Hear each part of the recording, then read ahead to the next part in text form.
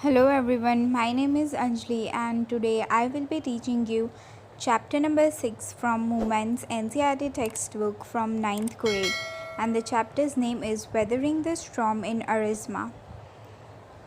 ये जो पूरी स्टोरी है वो एक सच्ची घटना पर आधारित है। जब बहुत ज़्यादा फ्लड सिचुएशन हो गई थी असम में, उसके बारे में ये स्टोरी है।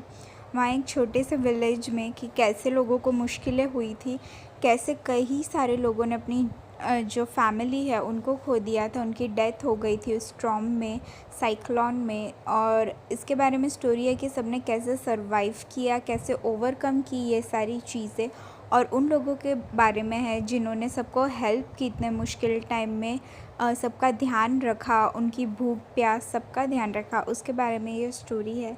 So now let's start the story.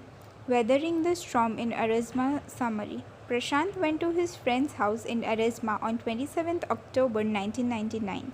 It was 7 years after his mother's death. In the evening, heavy and continuous rain filled the darkness. Trees were uprooted, the water entered his friend's house. The speed of the wind was 35 kilometers per hour.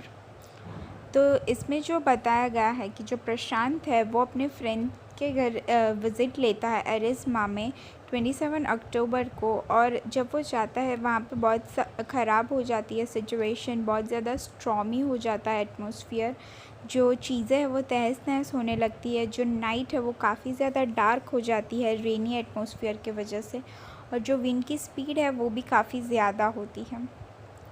Everything was destroyed there. The scene of destruction was horrible. Prashant and his friend's family had taken refuge on the roof. Prashant won't forget the horrible scene that he saw.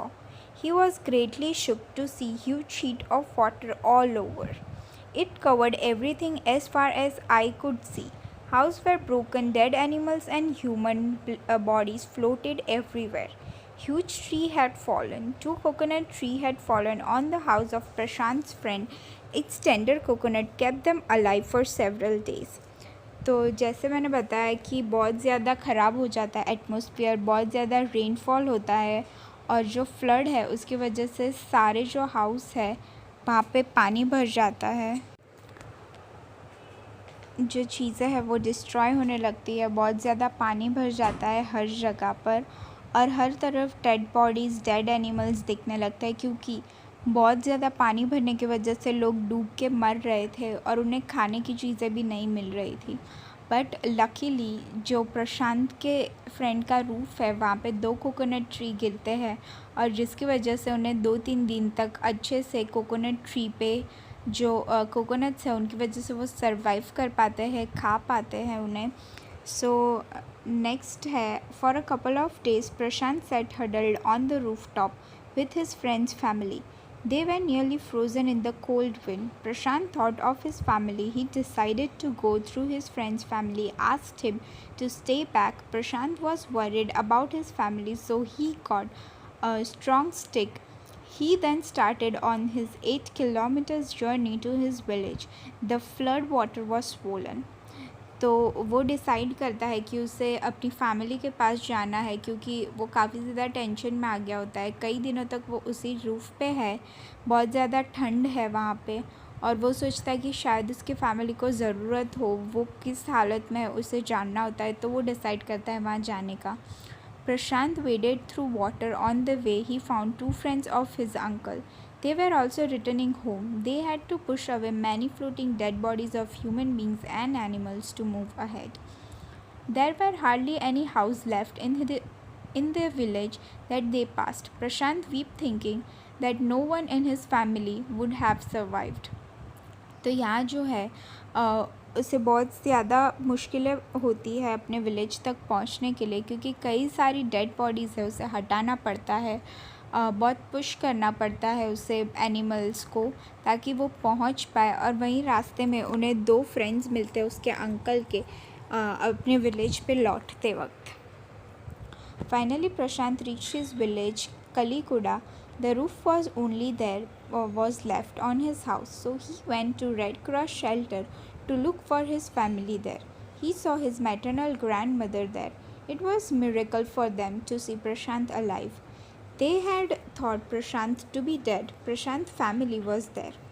तो जब वहाँ पे वो पहुँचता है तब उसे पता चलता है कि सारा जो विलेज है वो खाली हो चुका है, उसे अपनी फैमिली कहीं नज़र नहीं आती, तो उसे लगता है कि उसकी फैमिली भी डेड है। बट वो डिसाइड करता है कि वो एक बार रेड क्रॉस शेल्टर में जाकर चेक करेगा कि कहीं उसकी फैमिली वहाँ पे तो नहीं है। तो वहाँ जब पहुँचता है तो अपनी जो दादी है उसे वहाँ पे देखता है और वो काफ़ी खुश होता है, उसकी ग्रैंड माँ भी खुश होती है क्योंकि उन्हें लगा था कि प्रशांत भी उसकी भी डेथ हो गई होगी इस वजह से। Prashant decided to assess the damage and the danger awaiting the survivors. All the houses in the village had been washed away. Prashant organized a group of youths of his village. It pressurized the merchant to give them some rice. They made a fire and cooked the rice. However, the rice was rotting. His next step was to clean the place of filth, urine, and floating dead bodies. तो वो जो है वो merchant के पास जाता है अपने कुछ लोगों के साथ। वो डिसाइड करता है जो मुश्किल में उन्हें हेल्प करने के लिए। तो वो जाकर मर्चेंट को प्रेशराइज़ करता है राइस ख़रीदने के लिए, फ्री में देने के लिए, ताकि वो लोगों के लिए खाना बना पाए, उनका पेट भर पाए। और उसके बाद है वो डिसाइड करते हैं वहाँ की आसपास की जो जगह है उसे क्लीन करने के लिए, क्योंकि वहाँ पे बहुत ज़्यादा गंद था, बहुत सारी डेड बॉडीज़ थी जो डीके होने लगी थी, तो वो सब क्लीन करने के लिए लग जाते हैं। On the fifth day, a military helicopter dropped food, but it didn't return. The group deputed the children to lie that they had empty utensils on their stomach. It was communicated to passing helicopters that they were hungry. Finally, they got food through airdropping. तो वहाँ पे जो है वो 5th day पे helicopters आते हैं उन्हें खाना देने के लिए, और बट उसके बाद वो वहाँ पे नहीं आते। तो लोग जो है अपने बच्चों को सुलाते हैं रूफ़ पर खाली प्लेट्स के साथ, ताकि उन्हें पता चले कि वो हंग्री है और उन्हें खाना चाहिए। सो फाइनली वो जो हेलीकॉप्टर्स पे आते हैं वो लोग देखते हैं कि उन्हें ज़रूरत है, तो एयर ड्रॉप के ज़रिए से उन्हें खाना देते हैं। Prashant became a saviour. He bought orphaned children and made shelter for them. He asked women to look for them, but he soon found that women and children were sinking deeper and deeper in their grief. He made them join Food for Work program. It was started by non-government organization. He engaged other volunteers to help keep widows to start their lives again. He also believed that orphans should be resettled in their own community. तो यहाँ पे जो है वो सभी लोगों को इकट्ठा करता है, जो बच्चे हैं जिनके पेरेंट्स नहीं है, फैमिली नहीं है, और जो विडोज़ है उनका ध्यान रखता है, और उसे पता चलता है कि लोग काफ़ी ज़्यादा दुखी है अपनी फैमिली लॉस की वजह से। तो वो एक नॉन गवर्नमेंट ऑर्गेनाइजेशन से हेल्प लेता है और उन्हें वापस रीसेटल करता है लाइफ में। 6 months passed soon after the super cyclone. Prashant now thought about himself. Earlier, he had no time to bother about his own pain. The widows and orphan children of village thought Prashant only in their hours of grief.